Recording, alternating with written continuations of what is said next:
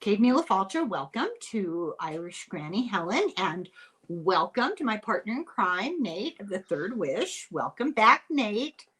Hi, I hope you're how not are too you? exhausted from your vacation. I know, I think I need a vacation from my vacation, but Such a difficult life. Okay, uh, burning question. We all want to know. Did you unpack? no, not yet. I gave priority to our show. Oh, good. Well, at Yep, least yep, you yep. know you got your priorities in the right place. So we're doing current events. And And well, later. oh, no wonder I was confused. I thought, I see where the confusion comes from. yeah, we usually okay. So just to explain to people, we do two separate recordings. We do a little short, funny one, and we do a little bit longer one in current events. And if you notice, I typed in the title "current I events." do. Yeah, Yes. I thought we were doing the longer version first for some weird reason. Nate thought we were doing the shorter version first, Yes, and he that's why says it was like, we we have usually do 15 15 minutes. minutes. And I was like, did you see my confusion? Yes. Well, I was confused too. Like, we always do about 20, 15, 20 minutes. Well, see, we're staying in character. We're both confused. That's the Yes. way it should be. So let's do the funny one, our Yes. lighthearted one. Sure, I'm happy to do that. We all need to be cheered up. So, do you have anything for us today, Nate? Well, it's not really lighthearted, but I know you're gonna like this story. Um, it's a bit of a dark humor, but why not? Um, Schadenfreude. and it's to make you happy, because you like, anything related to murders and mysteries and all that. Oh, good. So I'm gonna share a little bit. I found this story. The scene takes place in Wellington, New Zealand, and there was a sequestered jury, with deliberations about a triple murder trial of Erin Patterson, Stop, accused. stop, stop. Guess what my first story is? I Is didn't that I didn't think of it last night. I thought of it this morning. Guess what my first is story that? is?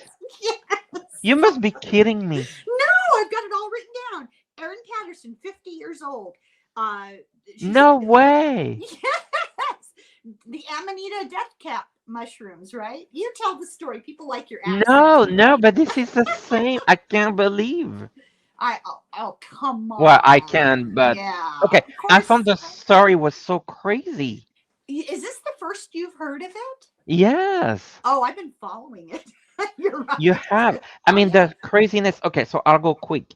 Um, Three of the four lunch guests died in the hospital after the 2023 meal at her home, and they were served beef Wellington pastries containing death cap mushrooms. She's accused of attempting to murder the fourth, Heather's husband, Jan Wilkinson, who was gravely ill but survived. He survived. Yeah. During the 9-week Supreme Court trial, Patterson gave evidence in her own defense. The jury must decide, and they did, if the mushroom cook was meant to kill. There was no discussion whether it killed or not, but was Yeah, it but was it meant? accidental or on purpose? Yeah.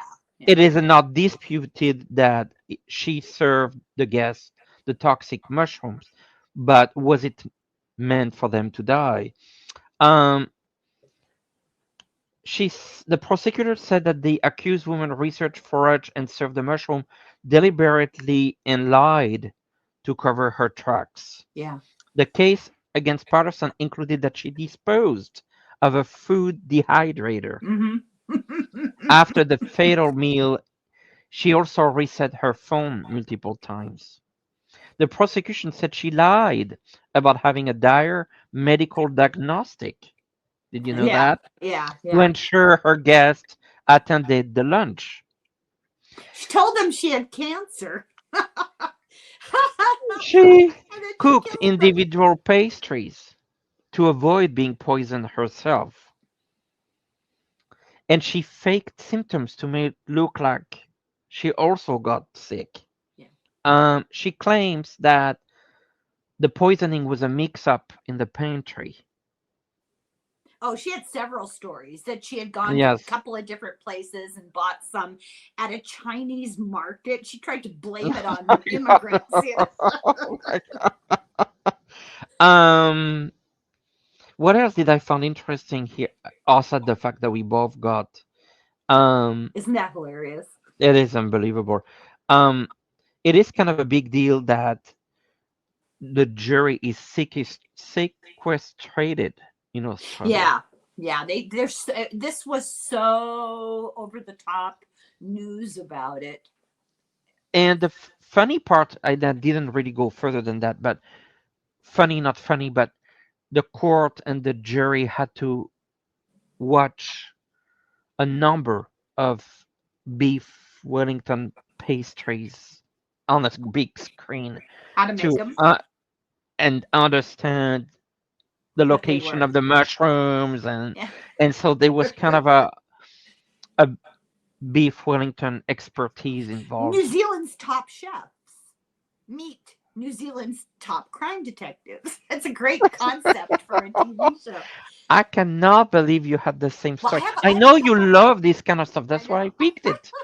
Well, I just felt like I gave you the couple of ideas I had, and then this morning I was feeling so guilty that I hadn't really put a lot of effort into it, and I was searching for something funny. But this story popped up, and I thought, I should talk about this because I've been following it.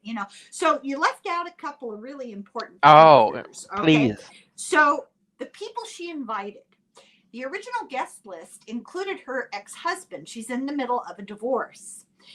It was his parents and his aunt and uncle and him were all invited to eat.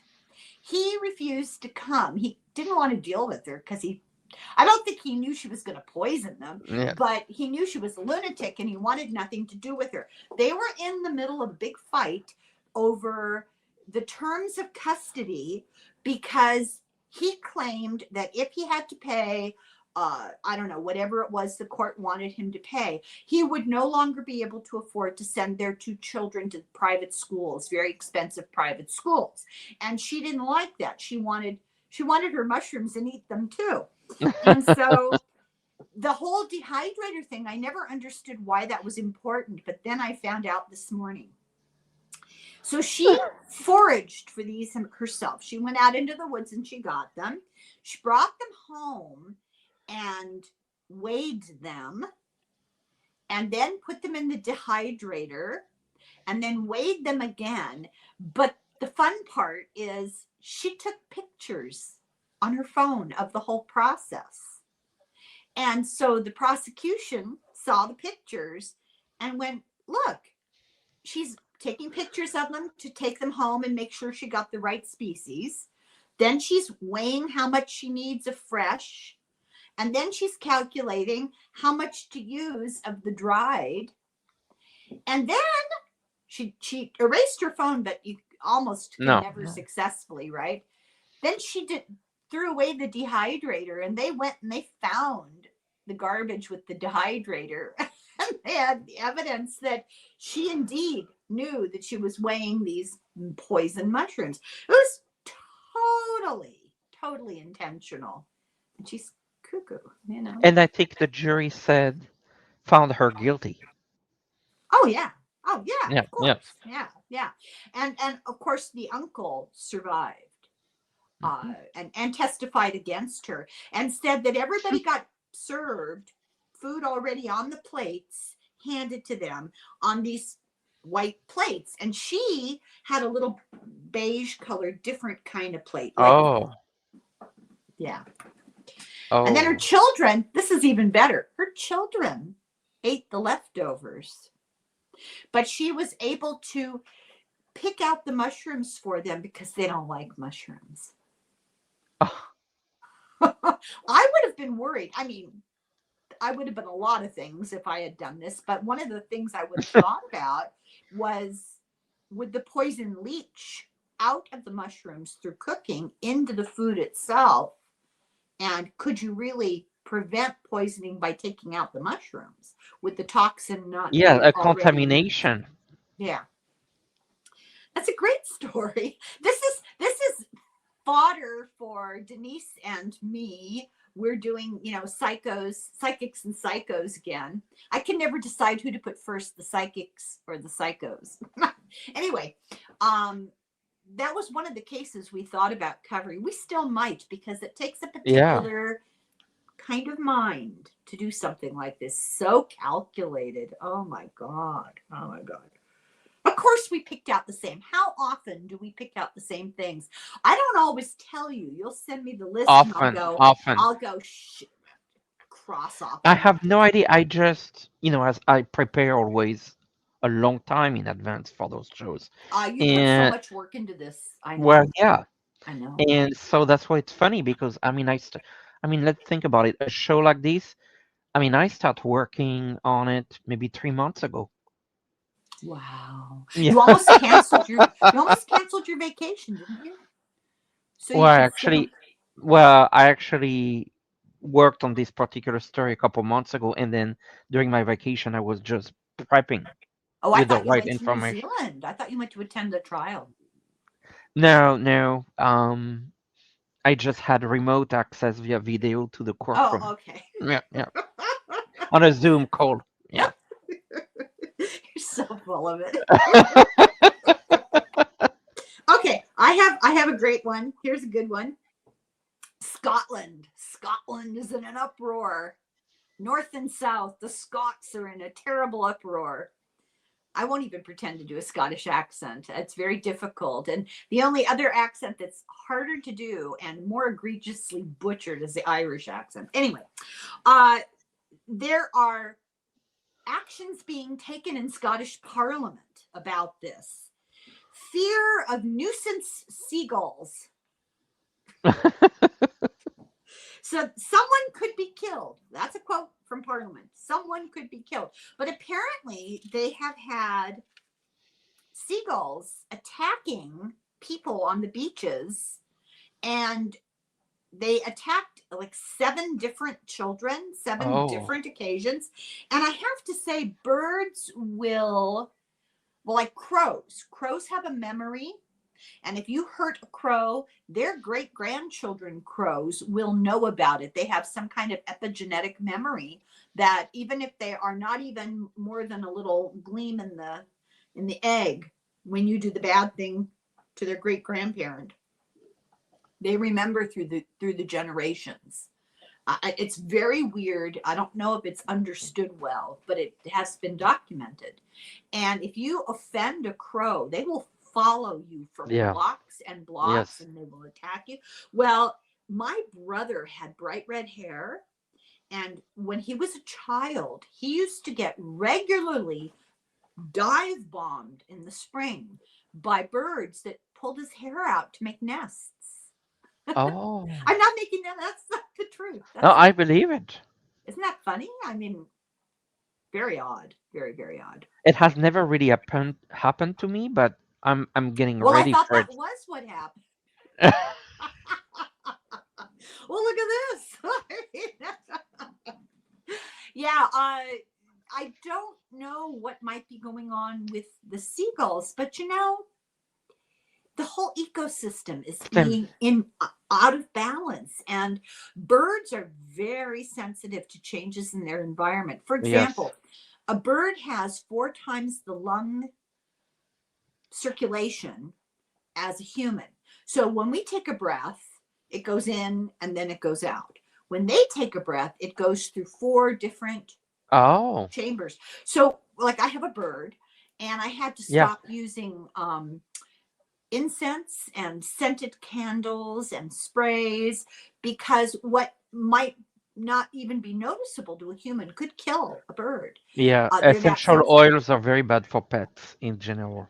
Oh, I didn't know that. Yes. Oh, well, Cats, dogs, yeah, be careful with essential oils. I don't have any, so I yeah. love essential oils, but it's a whole discussion.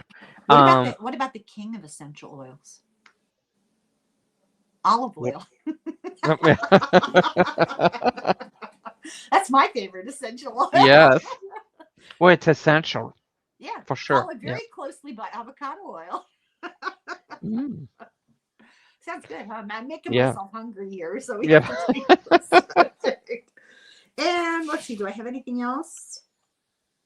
Oh, I read a funny article. I'll make it quick. We're 15 minutes. I read a really funny article. Somebody was saying that he'd gone back to stay with his parents for vacation and immediately reverted to the power dynamic of they're the adults and the parents and I'm the child. And so this guy is in his 40s and he finds himself responding the same way he did when he was 8 years old, and Yes. or worse when he was a teenager, and sulking and I just thought that was funny. My parents are both long dead, and I left home pretty young to get away from them.